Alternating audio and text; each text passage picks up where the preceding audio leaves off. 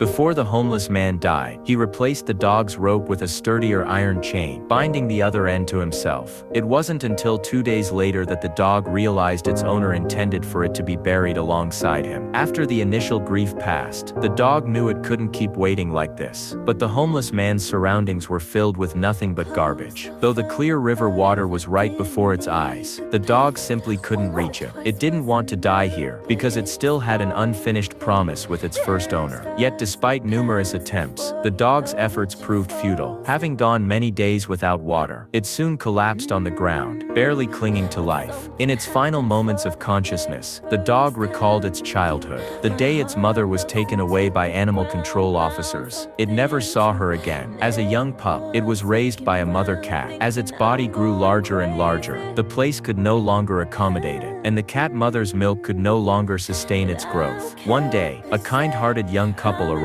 Watching them leave after feeding it, the dog hesitated for a moment before decisively chasing after them. Its enthusiastic and lively nature caught the man's attention. Lucas, who already loved animals, brought it home and named it Bella. Bella was quite mischievous, enjoying tearing and chewing everything in the house. Lucas would only respond with a helpless smile. Bella was fortunate to have such an emotionally stable owner, and under his care, it gradually grew up. Lucas's mother often took Bella to her workplace, a nursing home for retired veterans. It was filled with former soldiers who spoke of the psychological trauma they'd suffered on the battlefield. Bella seemed to sense their sorrow, and whenever this happened, she would burrow into the veterans' embrace to comfort them, quietly listening to their stories. Just when it seemed this happy life would continue indefinitely, one evening animal control officers came to their door. Citing the city's ban on pit bulls, they issued the family a fine and warned them that if Bella appeared on the streets, she would be lawfully impounded. So as a precaution, Lucas began training Bella, playing a game called Go Home. Whenever Lucas said the words "Go home" to Bella, she had to run toward home no matter where she was. At first everything went smoothly. Bella could always find her way home with her keen sense of smell. Until one day, Bella suddenly spotted a squirrel outside the window taunting her. Angry, Bella rushed out the window and chased straight after the squirrel. By the time Lucas found her, Bella had also caught the attention of animal control officers. Seeing this, Lucas quickly untied her leash and gave Bella the command to go home. But this time, Bella stood in front of Lucas, refusing to move.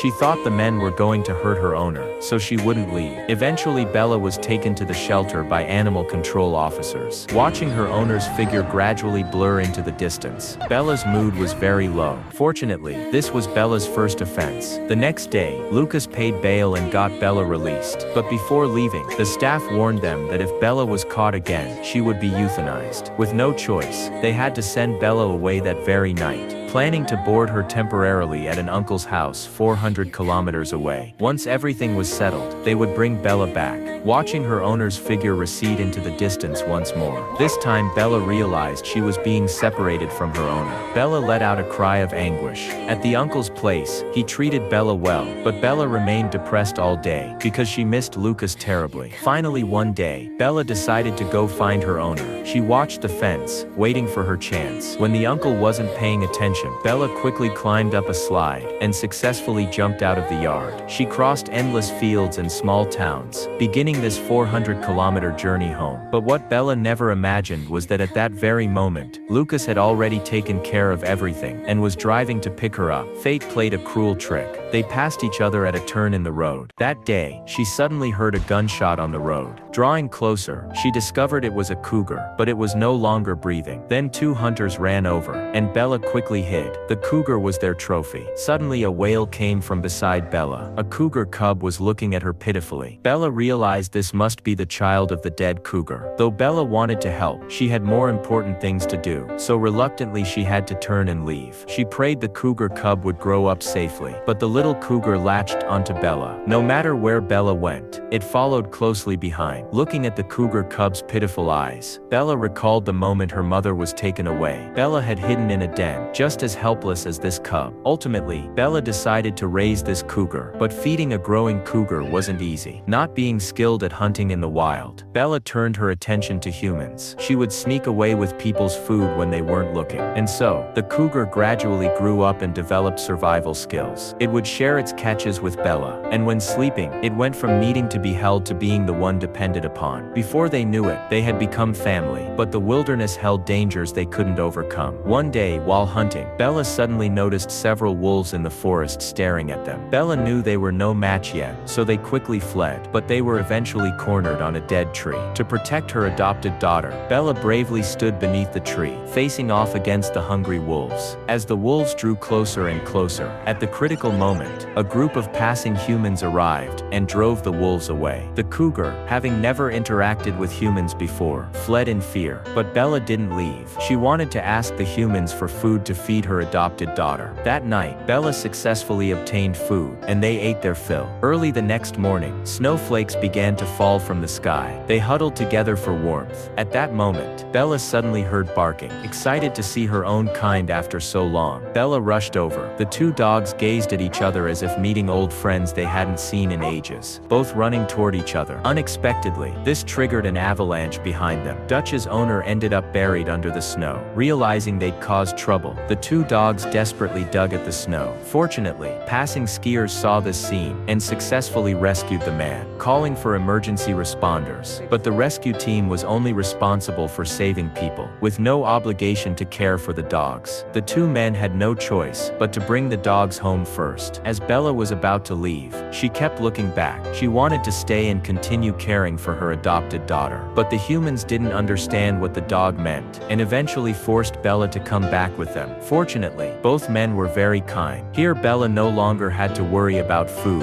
and even had a bed specially for dogs. Just as she was getting used to life there, Jack received a phone call. It turned out the man who'd been in the avalanche had been discharged from the hospital. Though they'd grown attached to the dogs over these days, the two men still returned them. They arrived at the man's home. Dutch excitedly approached his owner upon seeing him, but the man coldly pushed him away. The man felt the dog was to blame for his leg injury, and no longer wanted to keep him. No matter how Jack explained, the man didn't want to keep the dog anymore. Dutch was still looking at his owner on the bed with concern, not realizing he'd been abandoned until the man led him away. However, this allowed the two men to adopt the dog as they'd wished. They then untied the leashes, letting both dogs choose whether to stay or go. Bella knew that Dutch had found his own Lucas, but she hadn't yet. So despite the two men's reluctant pleas for her to stay, Bella steeled her heart and chose to leave. Dutch had found his Lucas.